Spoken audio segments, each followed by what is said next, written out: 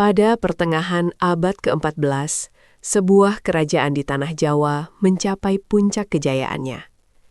Pelabuhan-pelabuhannya dipenuhi kapal dari berbagai negeri. Para pedagang datang dari Sumatera, Kalimantan, Maluku, bahkan dari negeri-negeri jauh di Asia.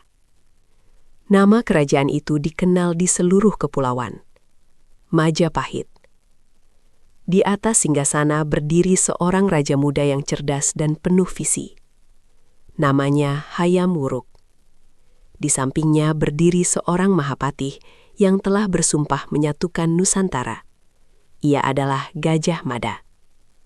Bersama-sama, mereka membawa Majapahit menuju masa kejayaan yang belum pernah terjadi sebelumnya. Wilayah-wilayah di Nusantara mulai berada di bawah pengaruh Majapahit. Tahun-tahun berlalu sejak sumpah besar diucapkan di Balairung Istana Majapahit. Kerajaan yang dahulu lahir dari hutan tarik, kini telah berubah menjadi pusat kekuasaan yang semakin kuat di tanah Jawa. Pelabuhan-pelabuhan Majapahit mulai ramai, perdagangan kembali hidup, pasukan kerajaan semakin terorganisir. Namun di tengah kebangkitan itu, sebuah perubahan besar akan segera terjadi di istana. Tahta Majapahit akan berpindah kepada seorang raja muda, namanya Hayam Wuruk. Ia lahir dari garis darah kerajaan yang kuat.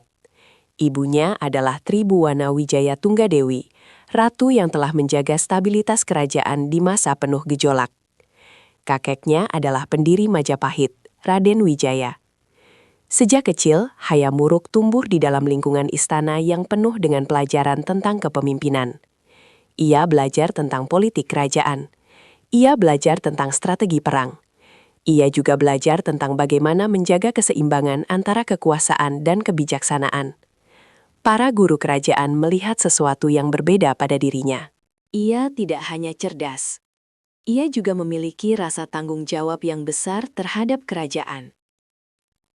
Namun menjadi Raja Majapahit bukanlah tugas yang mudah. Kerajaan ini masih menghadapi berbagai tantangan. Wilayah-wilayah di luar Jawa belum sepenuhnya berada di bawah pengaruh Majapahit. Beberapa kerajaan masih berdiri dengan kekuatan mereka sendiri. Sementara itu, para bangsawan di dalam istana juga memiliki ambisi masing-masing. Majapahit membutuhkan seorang pemimpin yang mampu menjaga stabilitas, sekaligus membawa kerajaan ini menuju masa depan yang lebih besar. Dan pada tahun itu, ketika usianya masih sangat muda, Hayam Wuruk naik ke tahta Majapahit. Upacara penobatan berlangsung dengan megah di dalam istana kerajaan. Para bangsawan berkumpul. Para panglima perang berdiri di sisi Balairung. Para pendeta kerajaan memimpin ritual suci yang menandai awal pemerintahan raja baru.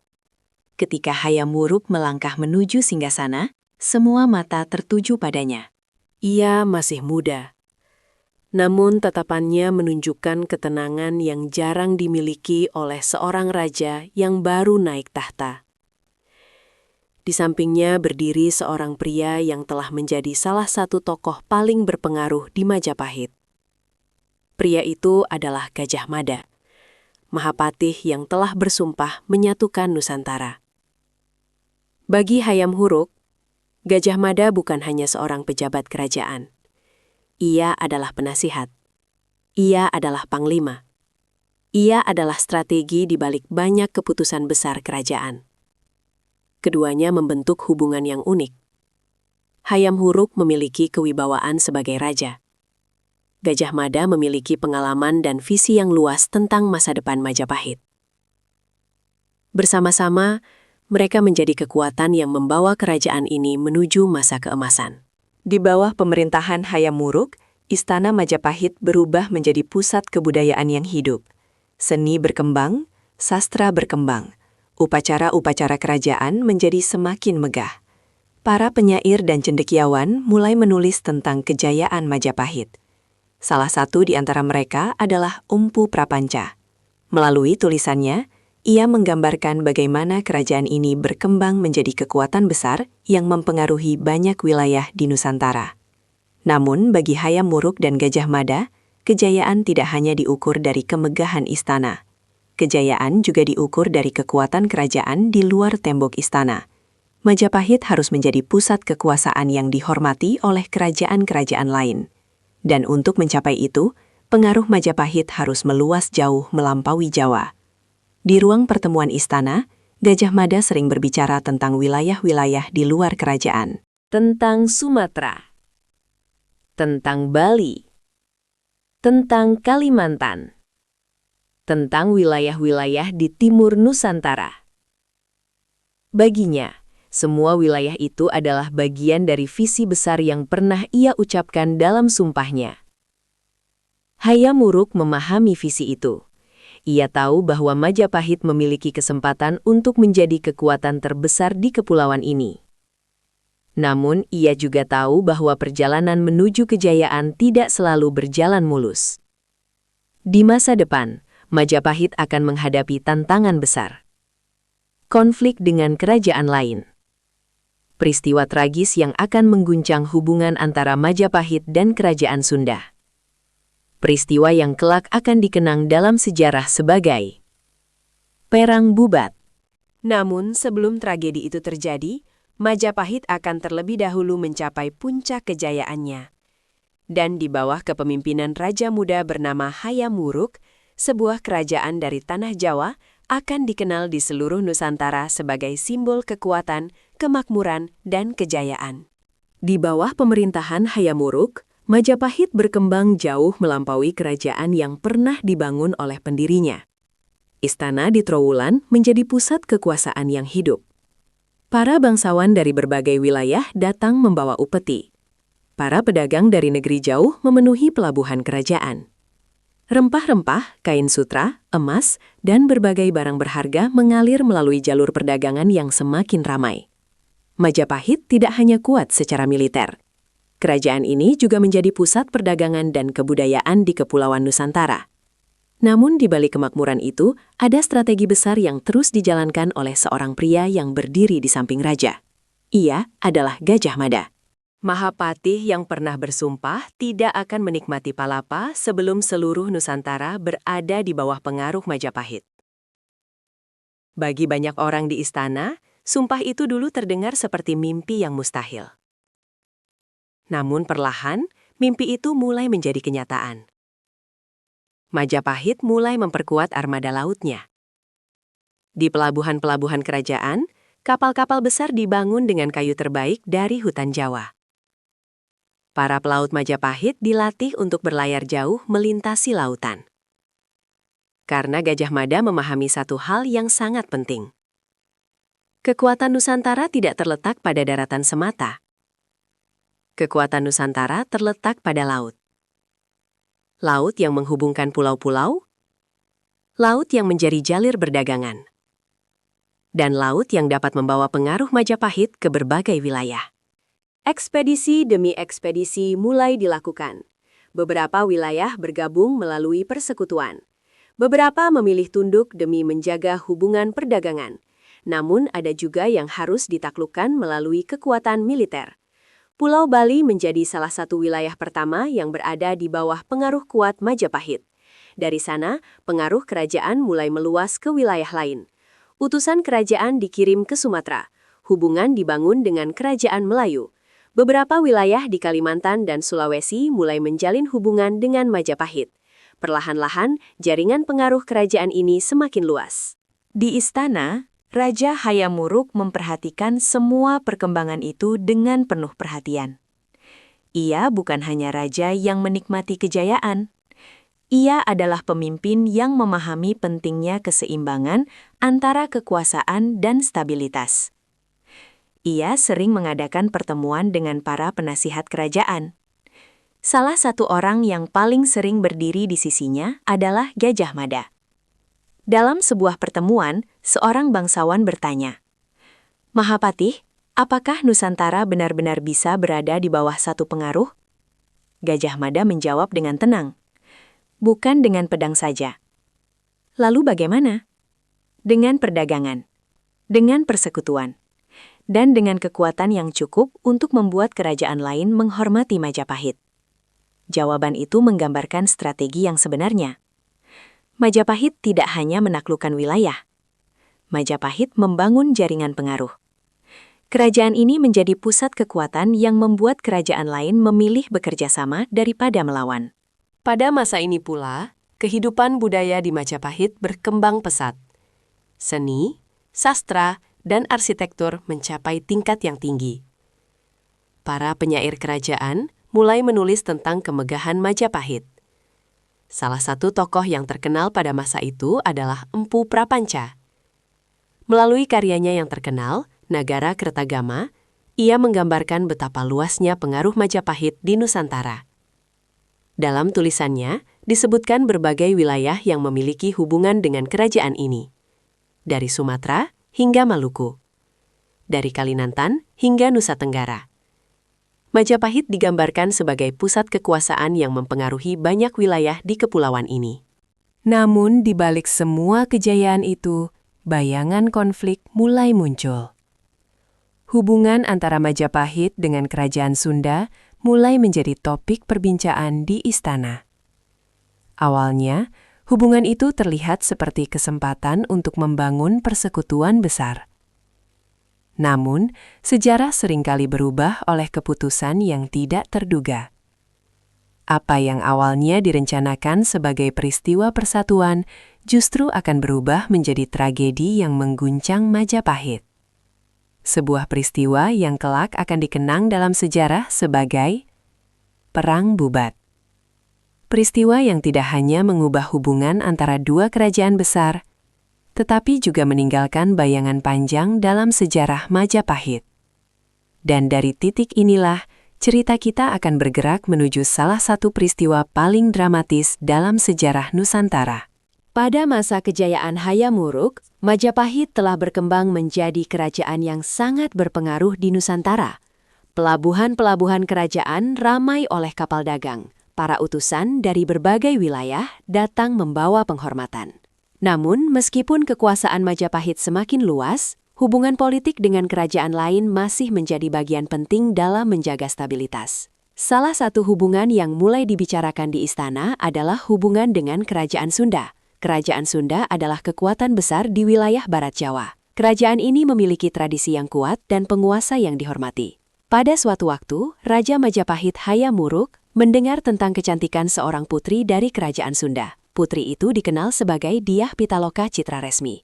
Kecantikannya terkenal hingga ke berbagai wilayah. Namun bagi Hayam Wuruk, rencana pernikahan itu bukan hanya soal cinta. Pernikahan antara Majapahit dan Sunda bisa menjadi simbol persatuan antara dua kerajaan besar di Jawa, sebuah persekutuan yang akan memperkuat stabilitas politik di pulau itu. Utusan dikirim ke Kerajaan Sunda, dan setelah melalui berbagai pembicaraan, Kerajaan Sunda setuju untuk membawa sang putri ke Majapahit. Rombongan besar pun berangkat dari tanah Sunda menuju Majapahit.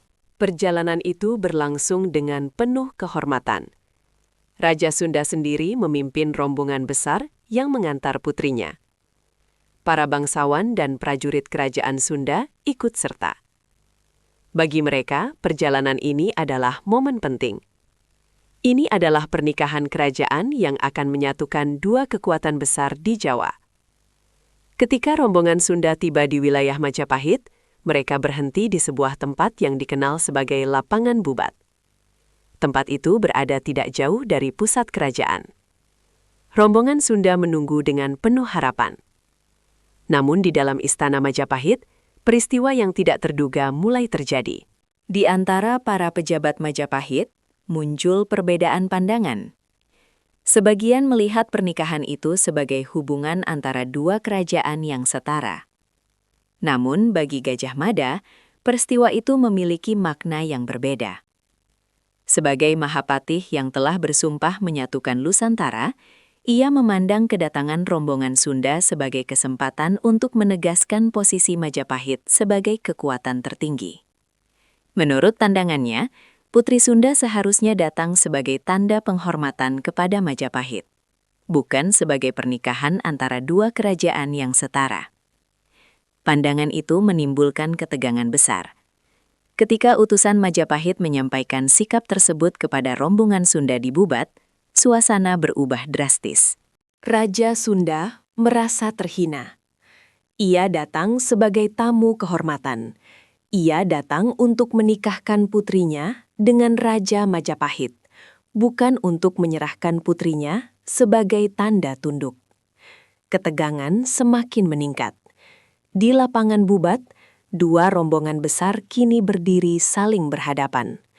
Para prajurit Majapahit mulai mengepung area itu. Para bangsawan Sunda menyadari bahwa mereka berada dalam posisi yang sulit.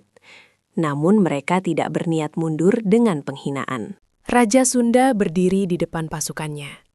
Ia tahu jumlah mereka jauh lebih sedikit dibandingkan pasukan Majapahit. Namun bagi seorang raja, kehormatan lebih penting daripada keselamatan. Pertempuran pun tidak dapat dihindari. Di lapangan Bubat, pertempuran terjadi dengan cepat dan brutal. Pasukan Sunda bertarung dengan keberanian yang luar biasa. Mereka tahu bahwa mereka tidak akan keluar hidup-hidup dari pertempuran itu. Namun mereka memilih mempertahankan kehormatan mereka sampai akhir. Satu demi satu prajurit Sunda gugur. Para bangsawan kerajaan juga jatuh dalam pertempuran. Akhirnya Raja Sunda sendiri terbunuh di medan itu.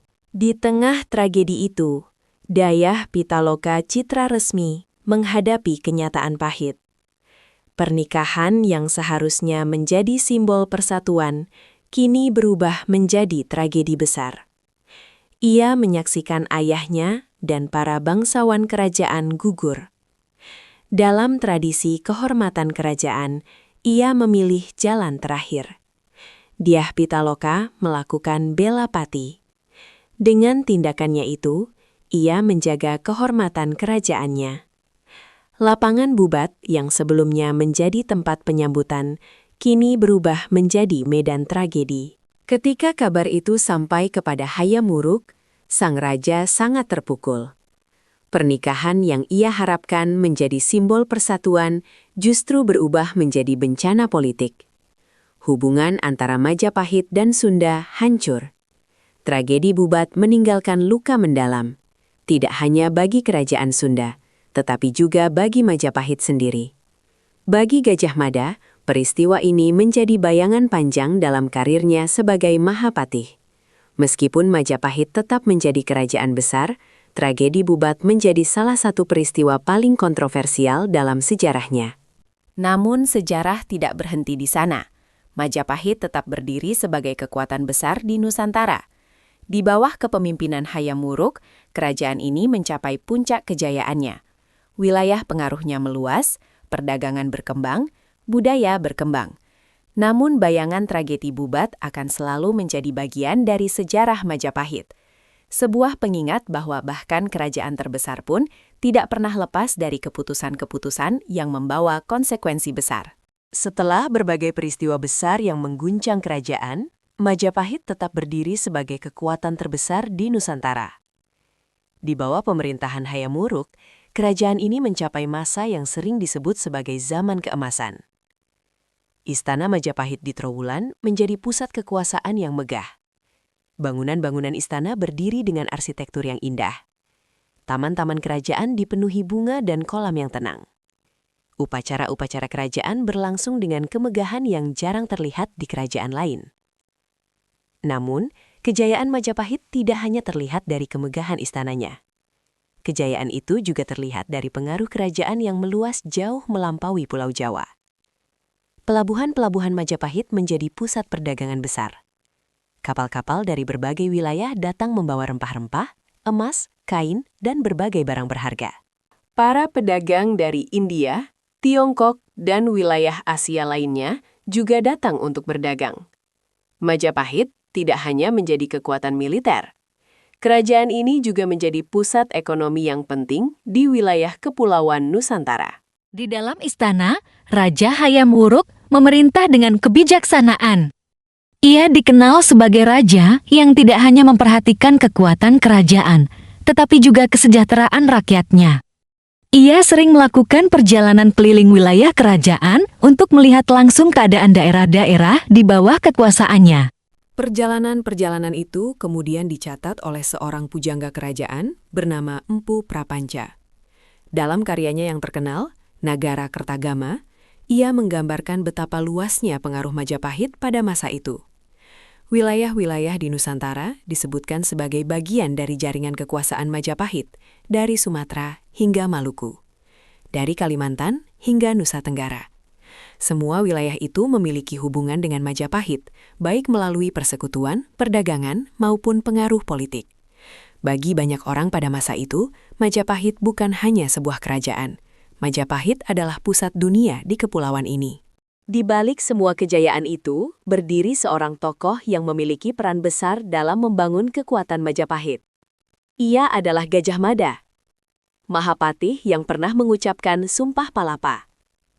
Bertahun-tahun telah berlalu sejak sumpah itu diucapkan. Pada awalnya, banyak yang menganggap sumpah itu sebagai mimpi yang mustahil. Namun pada masa kejayaan Majapahit, banyak orang mulai menyadari bahwa visi besar itu telah menjadi kenyataan. Majapahit telah menjadi kekuatan yang mempengaruhi hampir seluruh Nusantara. Sumpah yang dulu terdengar mustahil kini menjadi simbol dari ambisi besar kerajaan ini. Namun, sejarah selalu berjalan. Seiring berjalannya waktu, usia para pemimpin besar itu pun bertambah. Gajah Mada, yang selama bertahun-tahun memimpin strategi kerajaan, akhirnya mencapai masa tuanya. Ia telah melihat Majapahit berkembang dari kerajaan muda menjadi kekuatan besar. Ia telah melihat sumpahnya membawa perubahan besar di Nusantara. Dan pada akhirnya, setelah bertahun-tahun mengabdi kepada kerajaan, Gajah Mada menghilang dari panggung sejarah. Namun namanya tidak pernah benar-benar hilang. Ia tetap dikenang sebagai salah satu tokoh paling penting dalam sejarah Majapahit. Hayam Wuruk sendiri terus memerintah dengan bijaksana. Di bawah kepemimpinannya, Majapahit tetap menjadi kerajaan yang kuat dan makmur. Namun, setiap kejayaan memiliki masa akhirnya. Setelah wafatnya Hayam Wuruk, kekuatan Majapahit perlahan mulai mengalami perubahan. Persaingan di dalam kerajaan kembali muncul. Para bangsawan mulai bersaing untuk memperebutkan kekuasaan. Perlahan kerajaan yang dulu begitu kuat mulai menghadapi tantangan baru. Namun, meskipun masa kejayaannya berlalu, warisan Majapahit tidak pernah benar-benar hilang. Majapahit meninggalkan jejak besar dalam sejarah Nusantara. Ia menjadi simbol bahwa wilayah-wilayah di kepulauan ini pernah berada dalam satu jaringan kekuatan besar. Sebuah kerajaan yang lahir dari hutan tarik. Sebuah kerajaan yang dibangun oleh keberanian, strategi, dan visi para pemimpinnya. Dan hingga hari ini, nama Majapahit tetap dikenang sebagai salah satu kerajaan terbesar dalam sejarah Nusantara.